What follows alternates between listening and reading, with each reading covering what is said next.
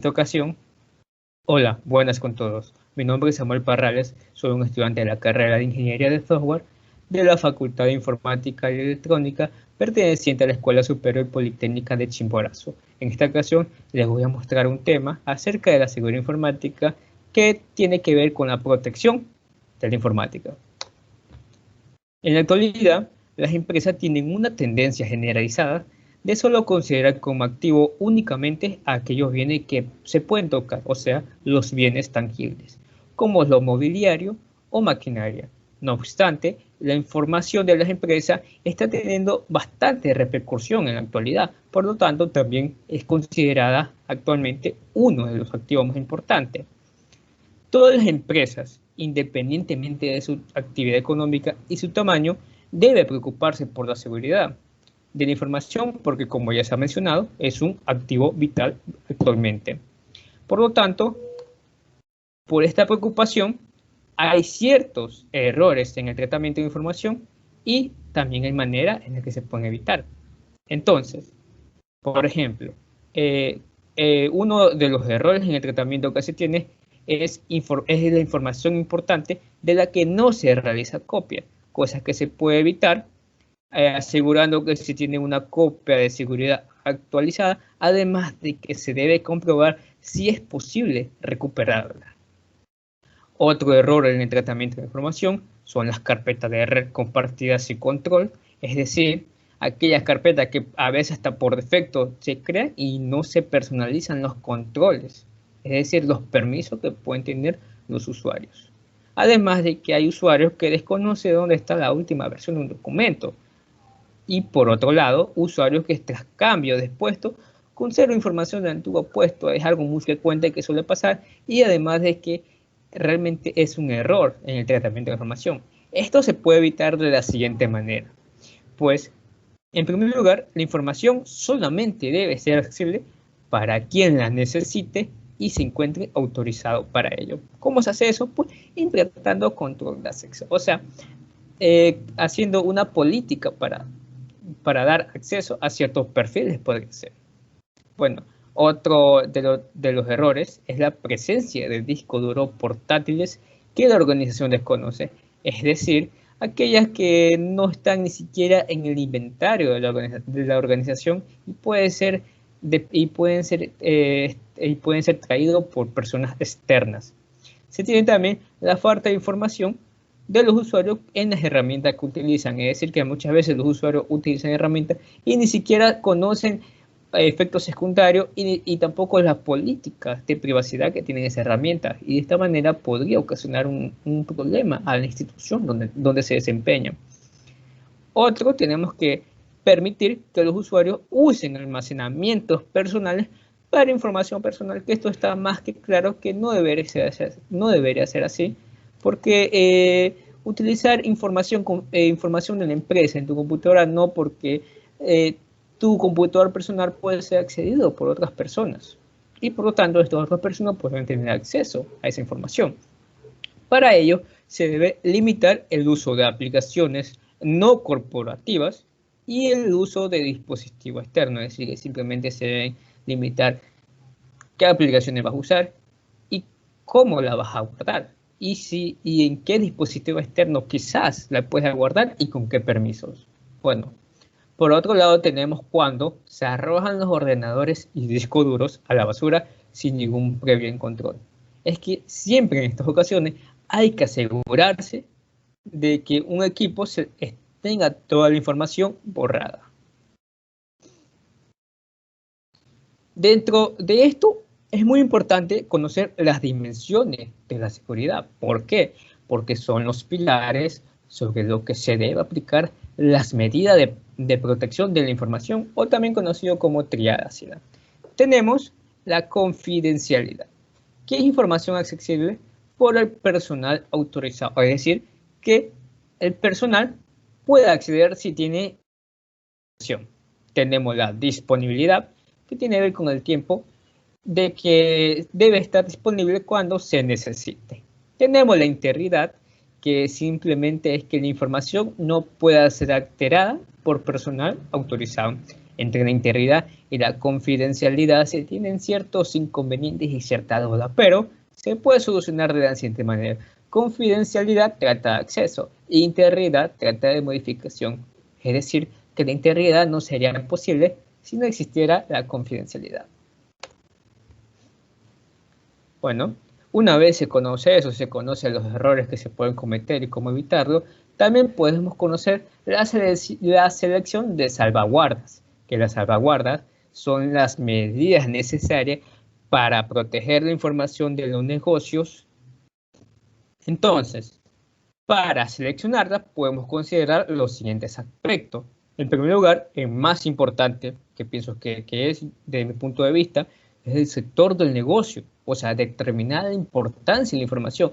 Esto porque realmente cada negocio se dedica a diferentes actividades, por lo tanto, manejan diferentes tipos de información y la información más importante puede ser diferente para cada tipo de negocio. Otro aspecto es identificar, clasificar y valorar cuáles de las dimensiones son más importantes proteger para cierto tipo de información.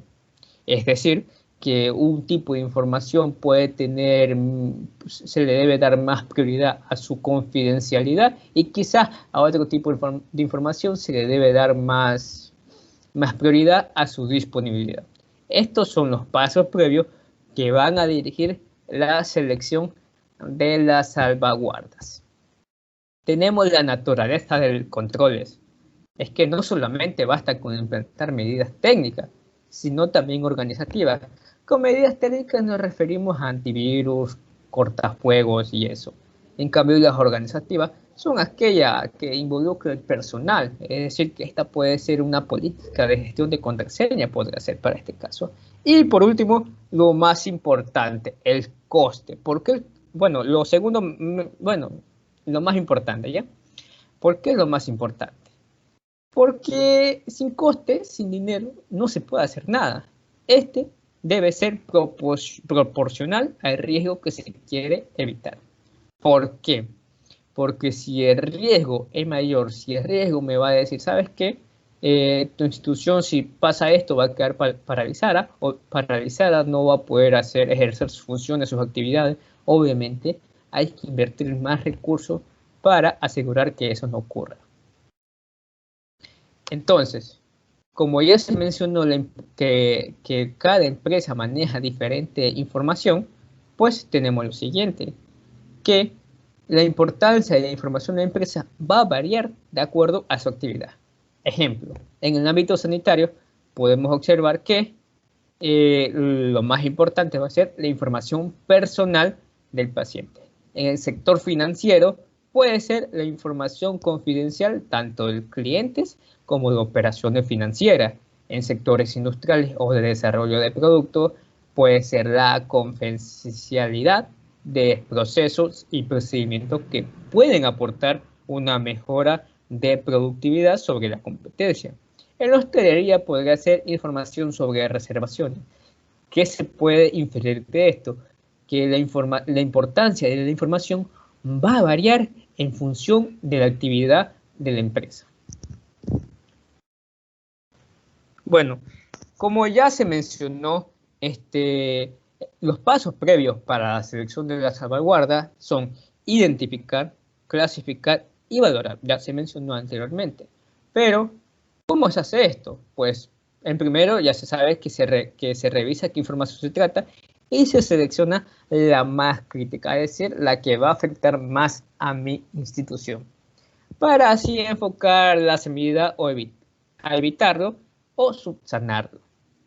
Para ello, ¿cómo lo hacemos? Pues podemos utilizar la siguiente clasificación de información, donde se establecen varios niveles en función de su importancia en la empresa.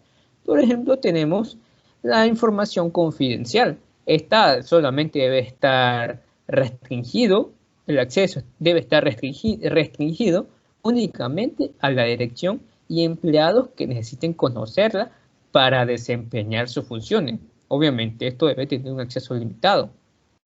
Tenemos la interna. Con interna ya se sabe que está haciendo referencia a un contexto interno de la empresa, es decir, que no se salga de la empresa. Obviamente esto es información propia de la empresa que debe ser accesible para todos los empleados. No debe difundirse a terceros, salvo alguna autorización.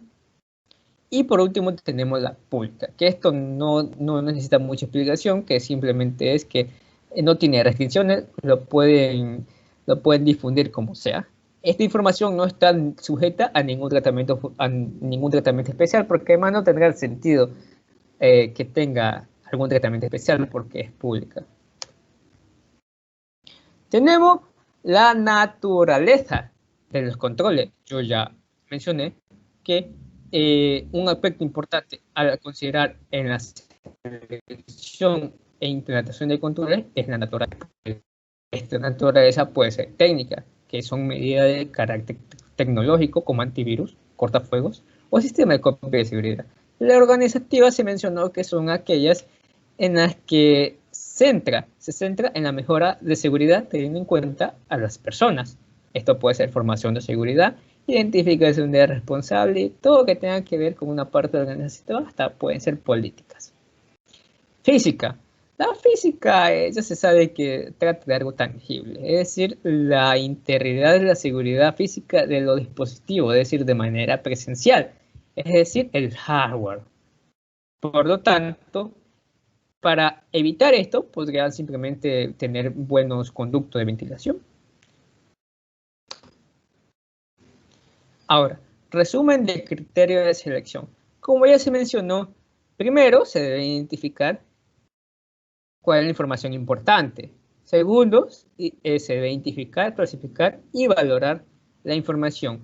Tercero, ya se mencionó que se puede considerar como aspecto no solamente utilizar medidas técnicas, sino que también utilizar medidas organizativas. Ahora, para implantar esos controles que ayuden a la seguridad, se debe atender a los siguientes aspectos. El coste, que ya se mencionó que es muy importante, que debe ser coste económico de la medida. Coste en el tiempo y recursos humanos empleados. Coste de las posibles alternativas, porque en caso de una alternativa que me garantice lo mismo y con menor precio, pues podría ser mucho más factible hacerla. Y coste de las pérdidas económicas que supondría no tener implantar la medida. Esto más que nada es para determinar de la prioridad que se le debe dar a ciertas medidas. Las necesidades de cada sistema de información. Bueno, esto es determinar cuál de las dimensiones de seguridad, confidencialidad, integridad o disponibilidad es más importante proteger, algo que ya se ha estado mencionando bastante. Y la importancia de cada sistema de información en la organización. Como ya se mencionó, cada organización posee diferente tipo de información y por lo cual para cada una de las organizaciones una información va a ser más importante que otras. Por lo tanto, hay que identificar los activos más críticos e importantes de proteger. No tendría sentido proteger algo que la información realmente no le afectaría en nada. Para ello se debe contemplar las particularidades de cada negocio. Por ejemplo, si ya se mencionó, si yo tengo mi negocio musical, va a ser un proceso industrial, una organización que se dedica a procesos industriales, pues va a tener información más sobre sus procesos industriales y qué ventajas le dan sobre otras industrias. Bueno, ahora, una vez conocido esto, podemos identificar las salvaguardias básicas que, como ya se mencionó, son medidas, pero en esta ocasión son medidas básicas que cualquier empresa debe tener para garantizar la seguridad de la información. Como se ve aquí, existen salvaguardas que cualquier empresa debería tener en cuenta independientemente de su actividad. O sea, no importa si tu empresa se dedica a la manufactura, a la seguridad o a cualquier otra actividad, o es pequeña o gigante, no importa, pero hay salvaguardas básicas que se deben utilizar para cualquier empresa. Primero, el control de acceso a la información. Toda organización debe seguir el principio del mínimo privilegio. Esto hace referencia a la autenticación por niveles, que consiste en que un usuario solo debe tener acceso a aquella información estrictamente necesaria para desempeñar sus funciones. Esta consiste en los siguientes pasos. Primero, definir los tipos de información que existen. Obviamente esto ya se ha mencionado, que que de acuerdo a la empresa se debe determinar qué tipo de información maneja. Por lo cual esto podría hacerse hasta por departamento. Por ejemplo, un departamento de marketing no va a manejar lo mismo que un departamento de contabilidad o un departamento de catastro. Listo, ahí podemos identificar diferentes tipos de información de acuerdo al departamento. Ahora se puede establecer quién puede acceder a cada tipo de información. Pues por obvias razones, lo más factible sería que cada persona, cada usuario, cada personal o cada empleado que trabaje en el departamento pueda acceder a la información de su mismo departamento. Ahora, como tercer paso, debe ser quién y cómo debe autorizar el acceso. Eso hace referencia a un administrador, alguien que tal vez por medio de una solicitud se pueda pedir permiso, o quizás este tenga los permisos para asignar permisos a los diferentes perfiles. Ahora, se deben establecer como cuarto paso mecanismos para revisar periódicamente que los permisos concedidos son adecuados. ¿Por qué? Porque en ocasiones, cuando se hacen cambios de puesto en el personal, ocurre que en algunos casos el antiguo personal sigue conservando sus anteriores permisos y eso no está correcto porque no es necesario, él solamente debe conservar lo que necesita para su trabajo. Por eso hay que revisar. Además de que en algunas ocasiones, en algunas instituciones, los puestos son dinámicos o el método de trabajo es dinámico y por lo cual se debe revisar si los permisos cumplen satisfactoriamente con lo que se necesita. Además de que no hay que limitarse al control de acceso lógico. Es decir, que hay que controlar con acceso físico cuando sea necesario.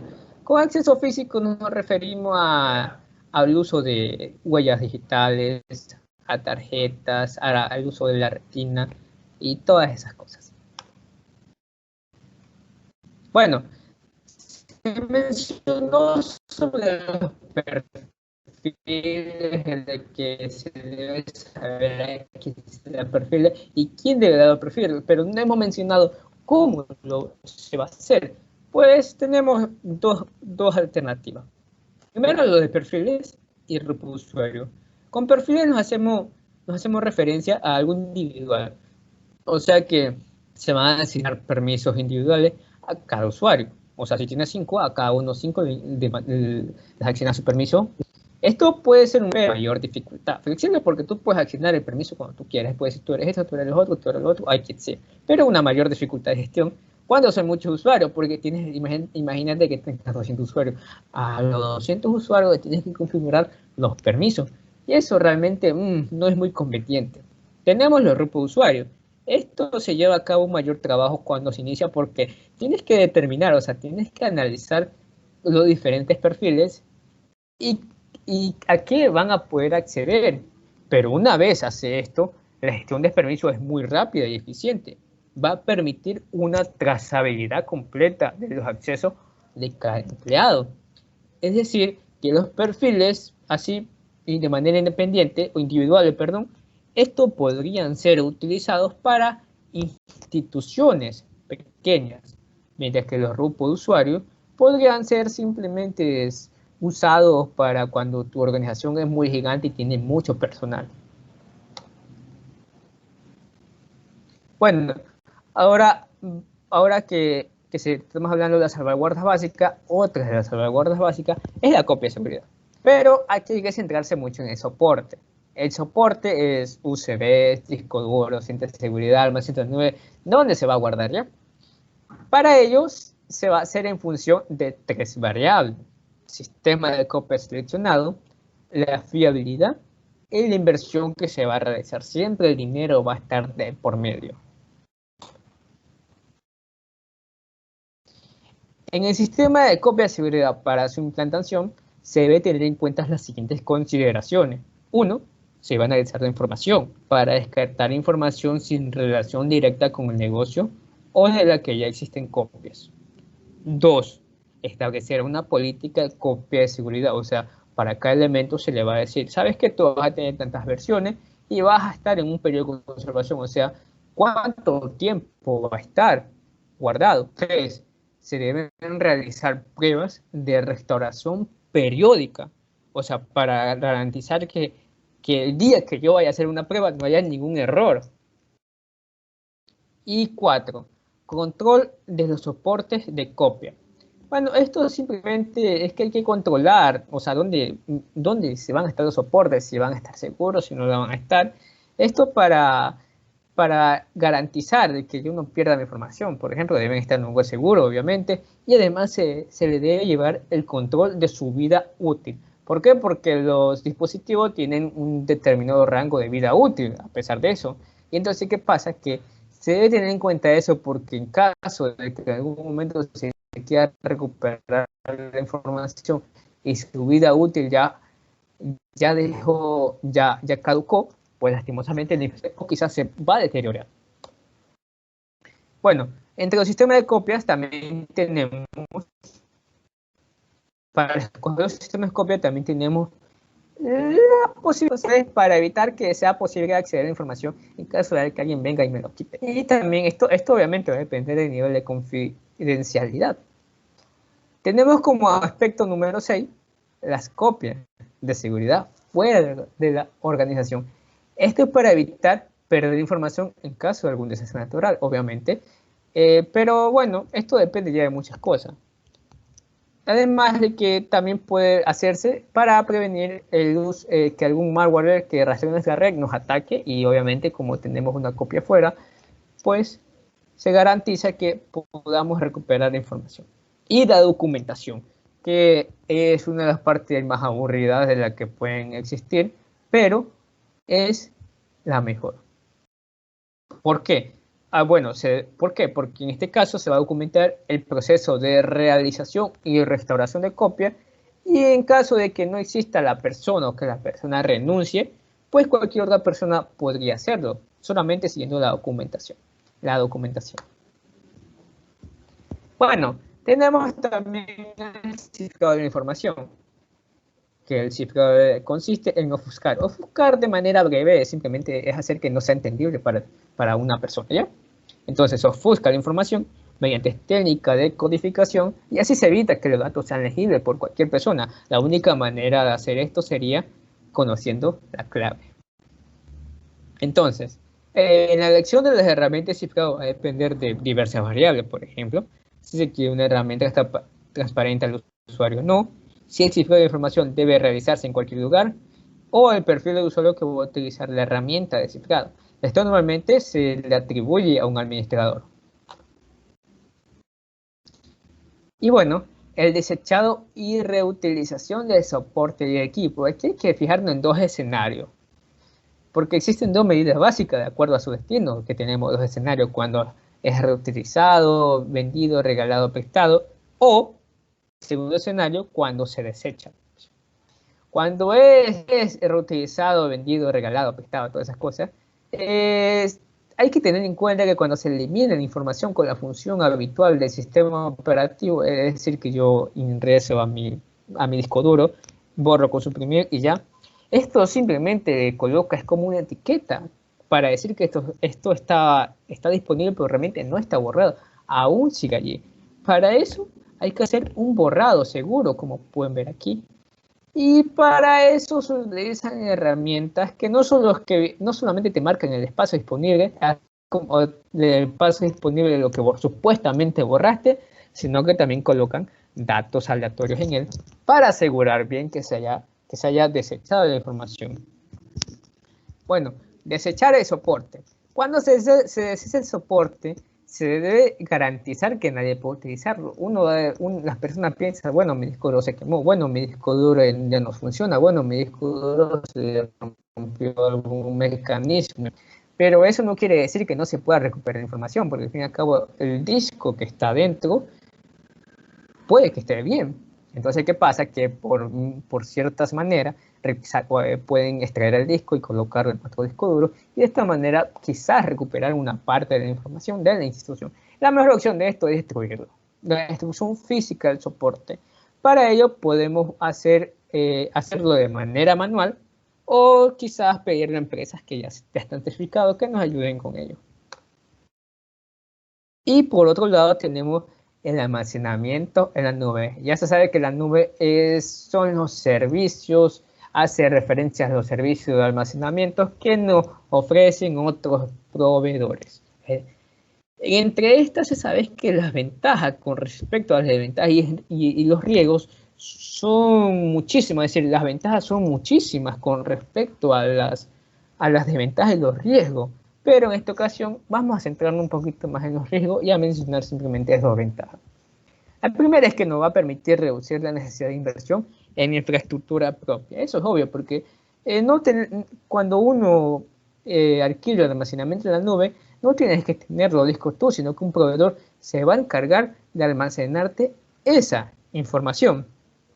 Por otro lado, también nos va a permitir delegar, es decir, dar al tercero algunos aspectos como las copias de seguridad, la disponibilidad, la implantación de medidas de seguridad, es decir, que ya estaríamos aquí incluso aplicando unas salvaguardas que copia de seguridad y garantizando un elemento de la privacidad que es la disponibilidad.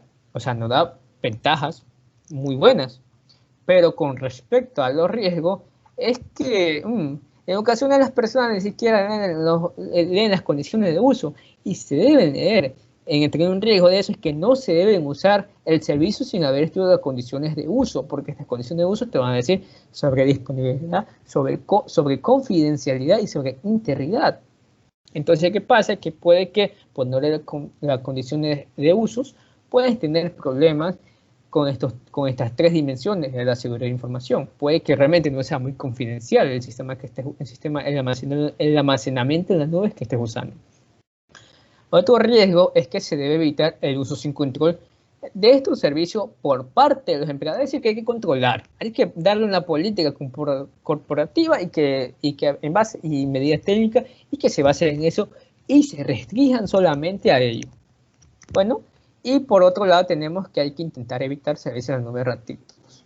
Esto es algo porque los servicios que son gratis son muy, pero muy inseguros. Se podría optar por una nube híbrida para no gastar tanto, pero por recomendación nunca hay que usar servicios en las nubes que sean gratuitos. Bueno, y por último tenemos la confidencialidad en la contratación de servicios.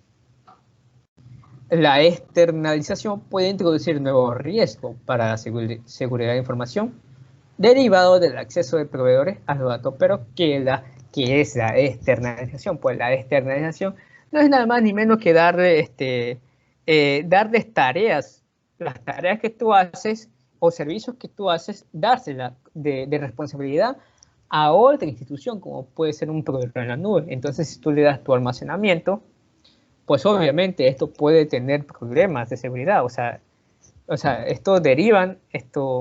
esto induce a nuevos riesgos para la seguridad de la información derivados del acceso del proveedor a los datos, porque le estamos dando permiso, porque ellos no están almacenando. ¿Cómo podemos evitar esto? Pues una medida para mitigar, porque no se puede eliminar, este tipo de riesgo es la firma de contrato de confidencialidad o inclusión, como cláusulas en contrato de servicio, para comprometer al prestador de servicio a no hacer un uso fraudulento de los datos. Y bueno, eso sería todo. Muchas gracias por vuestra atención.